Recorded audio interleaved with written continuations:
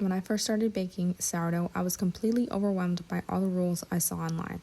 I honestly thought I'd be trapped in my house all day to make a single loaf of bread. But over the years, I've learned that it's really not that complicated.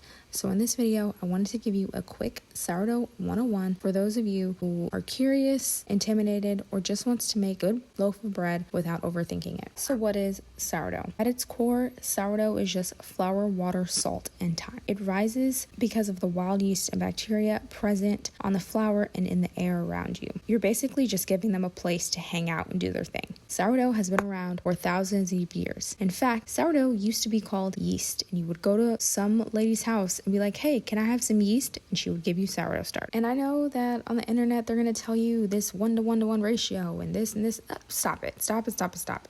Okay, to make your sourdough starter, use rye flour. I have a recipe on my website.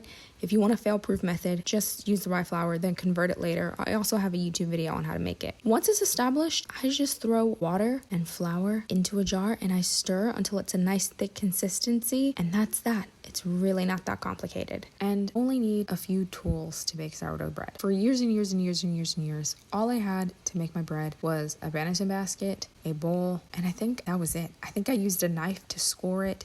You really don't need too much. Oh, a jar for your starter. That's it. You don't need too much. Don't let anyone convince you you need 1,000 things, a bread proofing box, no, just a few things. And here is a rapid fire definition of some of your common sourdough terms. Starter, the thing that makes your bread rise. Autolyse, mixing the flour and water and letting it fully hydrate before you add other ingredients. Bulk fermentation, the dough chilling and rising before shaping. Stretch and folds, gently pulling the dough to build strength. Proofing, the final rest before shaping. Cold proof, putting the dough in the fridge after it's been shaped. Scoring, cutting the dough so it doesn't explode in the oven. Overproofed, the dough got too relaxed. Underproof, the dough needed more time.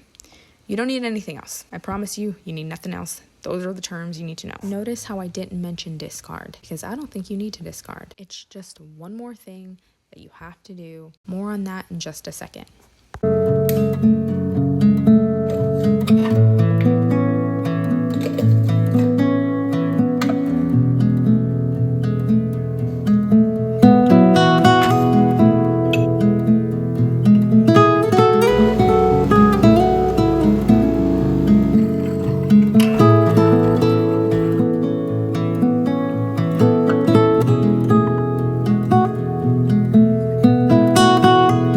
This is something you probably have heard if you have been baking sourdough. Oh, discard. You got to discard. No, you don't. Okay, I kind of lied. So when you are making your sourdough starter, in the beginning stages, what you have in there is not yet fermented. So yes, you do need to discard it, because if you think about it, you're going to have to feed it 2 tablespoons today, and then you'll have 2 tablespoons in the jar. The next day you feed it another 2 tablespoons, then you'll have 4 tablespoons. So then you would have to feed it 4 tablespoons. And then at that point you have 8, and so on and so forth. And so the starter would get massive very quickly if you didn't discard. But once it is established, there is no reason to discard. You just need to feed your starter the amount you need for the recipe, and then you can stick literal scrapings back into the fridge, or you can feed it a tiny amount for the next time if that scares you, and that's it. Okay, so how do you make the bread? It is very easy, and this is my exact process. I feed my starter at some point the day before. If it's past its peak, I still use it. I mix up the dough. I kind of break the rules with the Autolyse. I sprinkle the salt on, let it sit for a little bit.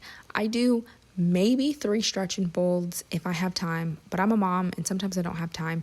3 is the magic number. You kind of need 3 for it to have enough stability. And then I let it bulk ferment. I really do like to get it going like in the evening, do the stretch and folds before bed. And then when I wake up in the morning, boom, it's ready. I shape it, put it in the fridge, and then I bake it at night. Here are some of the rules that I frequently break. You are a sourdough snob, you better close your ears. I use bleach flour, tap water. I almost never use bread flour. I sometimes leave my starter on the counter without feeding it for a few days. If it doesn't float, I will bake with it. With my method, do you get the most perfect, beautiful loaf of bread with the most open crumb and the crazy ear? No, you don't get that. And to me, that's fine, because my purpose is to feed my family a healthier bread that is better for your gut, that isn't going to spike your blood sugar. But to get those benefits, it has to fit within my life. And so if you're in the same boat, I'm just giving you permission to just let it go. it's gonna be okay. Thank you so much for watching, and if this video helped you, don't forget to subscribe and like the video so YouTube knows I put out great content.